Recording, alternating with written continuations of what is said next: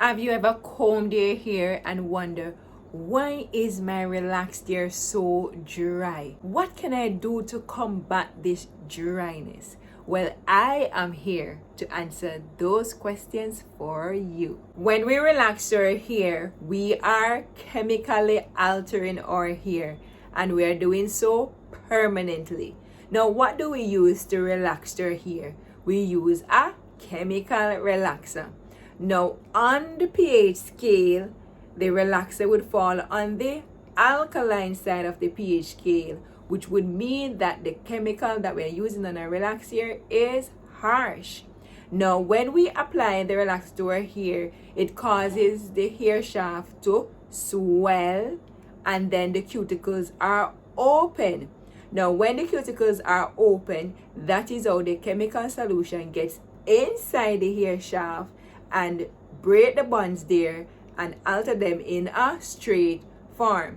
Now, when this is taking place, you are going to lose moisture from your hair. And if it is that you're losing moisture from your hair during the relaxing process, it means that your hair is going to be dry. So to combat that dryness, you must do something. Hence the reason why we have pH balance conditioners that we can actually apply to the hair to bring back down the pH of the hair, and also to add some moisture or some conditioning effect to the hair. Whenever we relax our hair, two things has happened. One, our hair becomes weak, and two, we are losing moisture. So to combat the weakness, we recommend that you use a protein treatment. Now, you can use a protein treatment on the day of your relaxer, but you do not want to use a harsh protein treatment on your hair. You want to use a protein treatment that is going to be relatively gentle on the hair. Now, to differentiate the protein that is harsh and the one that is milder, usually the protein that are harsh, they come in a water-like base and they tend to be brown in color. Those we would not recommend to use after a chemical relaxer.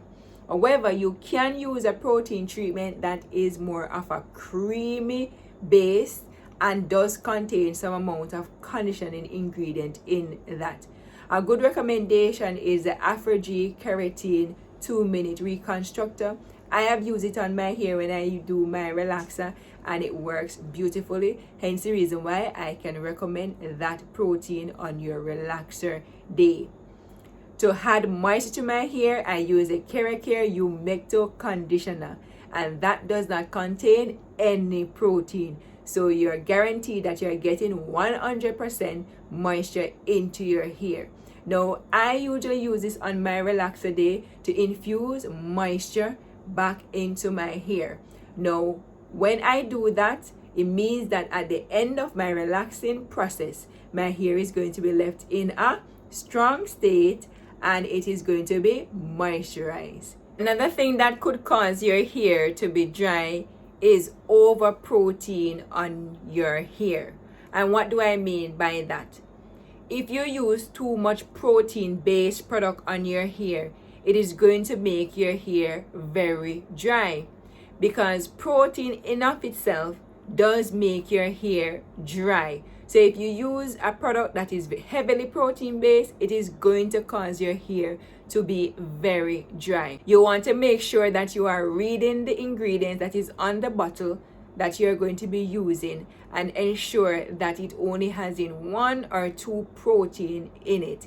If it does contain a lot of protein, then you want to use that maybe once a month or once every other month if it is heavily protein based. Of course, you will do your protein treatment based on the condition that your hair is in. But keep in mind that once you do a protein treatment, you must follow up with a moisture treatment. If you are not following up with your moisture treatment and you're only using the protein on your hair, it is going to make your relaxed hair dry. And so to combat that dryness, you must use a moisture treatment after, whenever you do a protein treatment. So that is another thing that can make your hair very dry. Now, you know that protein makes your hair stronger, But if your hair is being left in a dry state, then it is going to cause your hair to break. And if your hair is breaking, then of course you are not going to be happy, and definitely your hair is going to be looking very dry, dull, and brittle. And so to combat that dryness that the protein would cause, as I said earlier, and I'm emphasizing, you must follow up with a moisture treatment. Another thing that could cause your hair to be dry is how our hair is, meaning that our hair shape is coily. So it's like a spring. Now our hair grows through a follicle, which is like a tube. Attached to that follicle is what is called a sebaceous gland. The sebaceous gland produces what is called sebum, which is basically oil. So while your hair is growing up through the follicle, this oil comes out and oil the hair.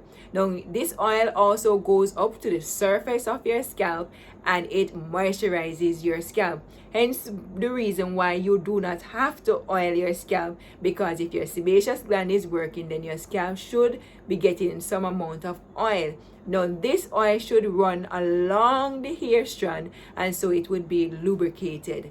But in our instance, because our hair is coily, it is not properly lubricated, and so our hair tends to be dry. That is the reason why persons who have naturally straight hair, their hair tends to be very oily, and so they have to wash their hair maybe even midweek. After 3 days they have to wash their hair. But for us who have very coily hair, our hair are going to be dry, and the reason why it is dry is because of how it grows out of the follicle, and so that oil or that the sebaceous gland produce cannot coat our hair shaft properly, and so our hair tends to be dry. Therefore, we want to combat this dryness with moisturizing treatment. So you must do your moisturizing treatment whether every 2 weeks or every week. But whenever it is that you do your wash day, you must be doing a moisture treatment.